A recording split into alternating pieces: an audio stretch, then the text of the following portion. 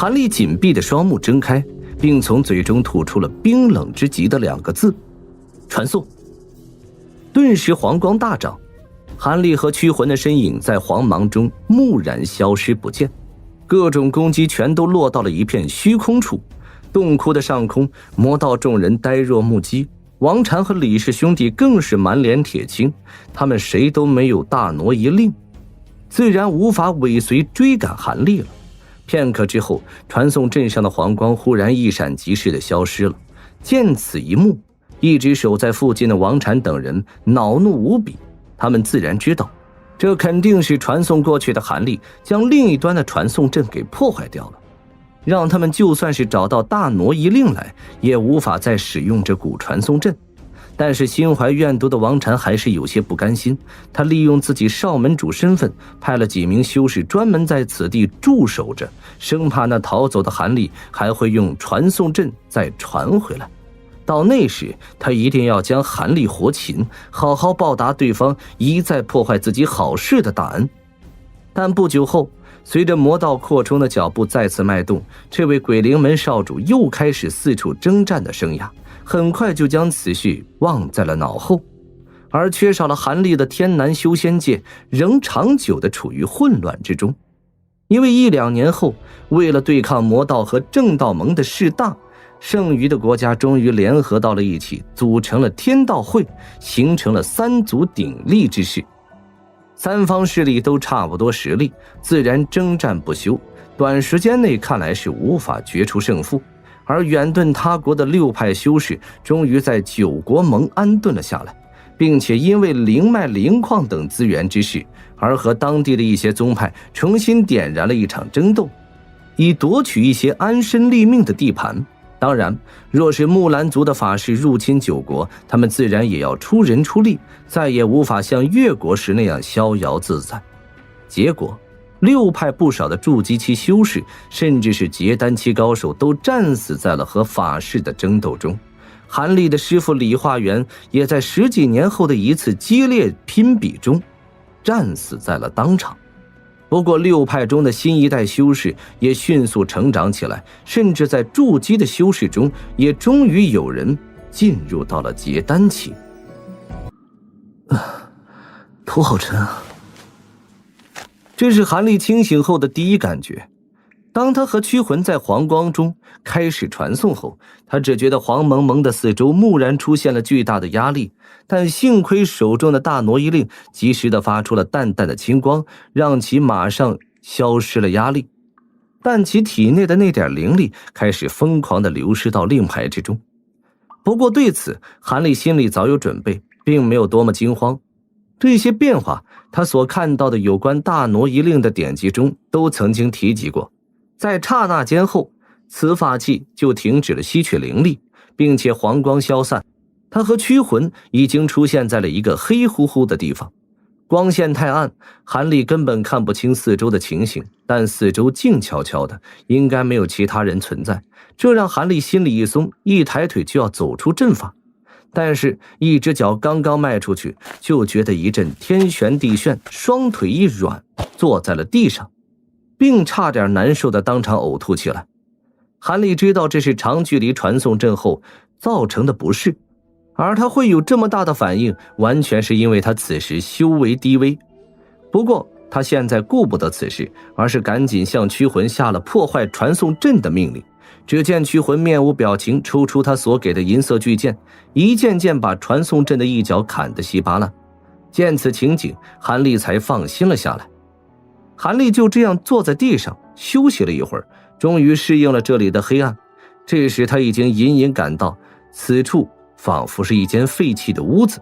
不但黑暗之极，还有一股浓浓的腐烂之味。再随意的用手往下面一摸，地上厚厚的一层尘土。不过这样一来，韩立却更感到安心了，最起码眼下不会有什么危险出现。半晌之后，等到不适之感退去，他便单手一撑，缓缓地站起身来。随后韩立从储物袋中摸出了块月光石，屋内变得清晰可见。果然和他想的一样，此地是一间久无人来的石屋，并且四周空无一物，只有一扇石门横在了身前。韩立回首望了一眼被破坏的传送阵，犹豫了一下，便几步走到了石门前，尝试的略用力一推，结果大出韩立意外，石门轻易的被其推开了。这里是……韩立露出了吃惊之色，眼前出现了一个长长的石阶，缓缓地向上延伸而去，也不知道有多长，而阶梯上同样灰尘一层，显然已经久未有人走过。韩立再回首望了一下出来的屋子，发现所谓的石屋其实只是一个不大的石山洞而已。韩立略微沉思了一下，便自嘲地轻轻摇头，便沿着阶梯慢慢走去，而他身后紧跟着寸步不舍的驱魂。阶梯看起来够长，可实际上韩立在过了一个拐角后就看到了出口，那是一个巨大的山石堵住了圆形出口。韩立见此皱了一下眉，便毫不迟疑地对驱魂命令：劈开它。韩立说完便往后退让了一步，而驱魂一个大步上前，高举手中银剑，犹如切豆腐一般将这巨石劈成了数半。顿时从外面射进来耀眼的日光，同时伴随进来的还有微潮的新鲜空气。韩立深深吸了一口气，再长长的吐了出去。自从他传送过来发现空气中异味之后，就一直没敢呼吸过，一直处于屏息的状态之中。如今总算是可以解救出来，不过他还有点疑惑，这里的空气怎么有些潮湿，还有一点淡淡的咸味，这和他以前闻到的空气不大一样啊。带着这个疑问，韩立几步从驱魂身旁走过，然后半眯着眼睛迎着高挂的骄阳四处探寻过去。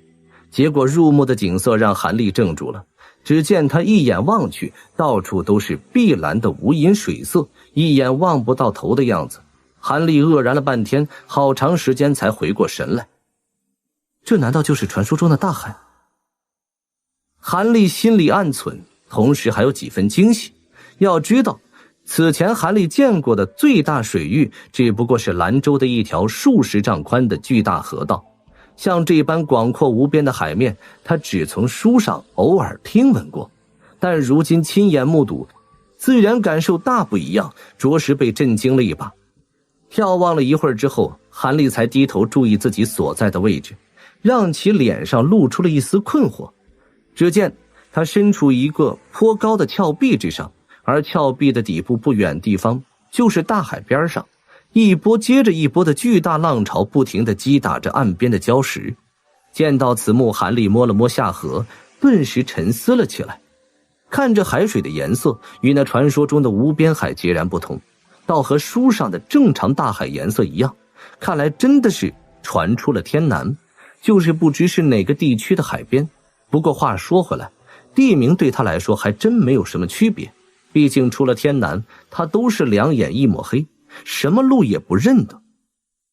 这样想过后，韩立没有马上玉气飞出，而是将眼睛闭上，慢慢放出自己的神识，看看附近有没有什么修仙者存在。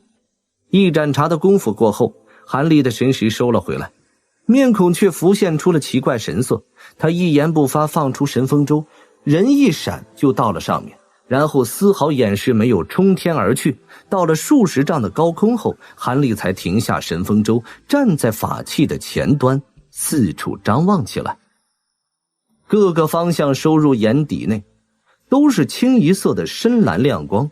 那些碧波荡漾的海水闪得韩立有些眼花。它的正下方则是一方圆10几里的孤岛，而它飞出来的山崖则只是孤岛上的一座突出的小石山而已。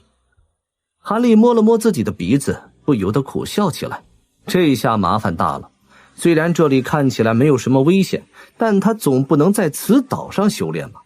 这里的灵气稀薄得很，因为即使要催生灵药，也要求要有一块灵气不错的地方才行，否则他这边滴下的绿叶，第二天灵草照样会死掉。而且越是灵性十足的贵重灵药，对于灵气的要求颇高，这让韩立自己也很无奈。韩立驱动着神风舟，围着此岛兜了一个大圈，终于肯定这小岛附近没有任何海岸或者其他岛屿的影子，并且这个小岛上除了石头、树木和几条小蛇之外，一个活的动物都没有。于是他只能叹息着重新飞回到了石洞。一回到山洞内，韩立二话不说，在洞口先闷头大睡了一场。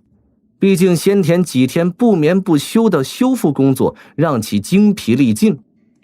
一切麻烦还是等睡醒之后精力充沛了再解决。于是在驱魂的守护下，韩立香甜的睡了一天一夜的好觉。但等其醒过来之后，韩立又独自站在石山顶上，望着大海出神了起来。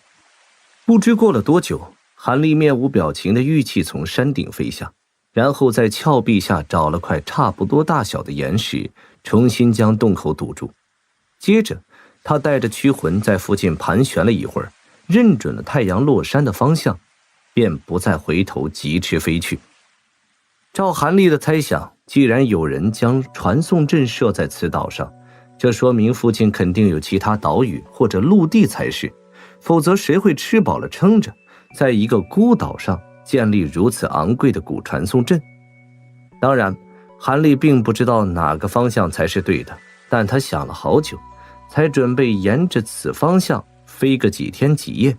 若是没有任何修士或者凡人的踪迹，那就再换个方向重新来过。虽然这种方法愚蠢之极，但却是韩立在这陌生海面上的唯一选择。反正储物袋的灵石很充足，他也不用担心灵力供应不上。也许韩立今天的运气的确不错，他只飞行了大半日，就在海面上发现了一只巨大的海船。韩立心中大喜，毕竟和一些凡人打交道，总比和修仙者交涉安稳得多。但让韩立有点奇怪的是，这艘巨船的样子着实有些古怪，船体竟然没有一根桅杆和一条船帆，而船头处有十几只韩立从未听闻过的巨大鱼类，在拉着此船飞驰前行。这些巨鱼虽然一个个身躯庞大，长满了锋利的尖牙，但他清楚地感应到他们身上没有丝毫灵气，并非什么海中妖兽，要不韩立还真不敢轻易靠近巨船。韩立远远地望了几眼那长达数丈的巨鱼，便飞到了船的上空，盘旋了2圈，便向船上望去。显然船上的人也发现了韩立的到来，只见几声大嚷之后，从船舱中涌出来一群人，足有200-300名之多，顿时挤满了船头。这群人一见停留在半空中的韩立，脸上都露出了几分敬畏神色，纷纷向韩立弓起身子施了一礼。韩立正有些愕然之际，人群中一名衣饰华贵的中年人上前，神情紧张地说了几句什么，然后束手而立，静待韩立的吩咐。韩立摸了摸鼻子，苦笑了几声，因为对方的言语他一句都听不懂，言语不通，怎么交流？这让他头痛了起来。这时因为见韩立没有马上开口说话，那名中年人神色有些慌张，又急促地说了2句，虽然没有听懂意思，但韩立也看出来对方似乎在向他分辨着什么似的。韩立皱着眉头，略想了想，忽然用普通的天南语讲道：你们这里有没有人能听懂我说的话？若是有的话，就出来给我解说一下。这句话一出口，韩立就把目光往身下的人群中一扫，中年人也是一脸茫然之色，显然不知韩立在说什么。至于其他人一头雾水，也不比他好到哪儿去。无奈地叹息了一声，韩立换了几种所会的古语，分别说了一遍此话。这些古语都是当初为了修习那绕嘴的咒语而不得不学。当其说到其中一种，人群中的一名灰发老者神色终于动了一下。见此一幕，韩立心里大喜，顿时冲着老者一指：老先生，你是不是听得懂我说的话？韩立用那古语缓缓地说道，毕竟不经常使用这种言语，他也生疏得很。